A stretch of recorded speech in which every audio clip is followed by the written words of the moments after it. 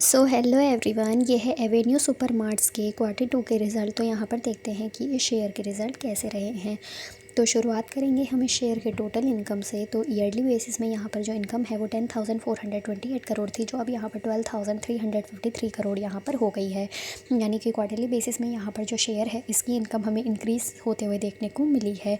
आगे हम इस शेयर के एक्सपेंसेस को भी देख लेते हैं। एक्सपेंसेस यहाँ पर 9,638 लाख थे करोड़ थे, जो अब यहाँ पर 11,468 करोड़ हो गए हैं। यानी कि इनकम के साथ साथ यहाँ पर जो है शेयर के एक्सपेंस भी बढ़ते हुए देखने को मिले हैं। आगे टोटल कॉम्प्रिहेंसिव इनकम की बात करते हैं तो 727 करोड़ इस शेयर का जो है ईयरली बेसिस में टोटल कॉम्प्रिहेंसिव इनकम था, जो अब यहाँ पर 652 करोड़ हो गया है। यानी कि क्वार्टरली बेसिस में यहाँ पर जो शेयर की इनकम है वो डिक्रीज़ हुई है। अर्निंग पर शेयर जो है यहाँ पर 11 रुपये 26 पैसे है, जो अब यहाँ पर अराउंड 10 रुपये 12 पैसे हो गया है। यानी कि इनकम बढ़ी है, लेकिन कॉम्प्रिहेंसिव इनकम और अर्निंग पर शेयर कम हुआ है।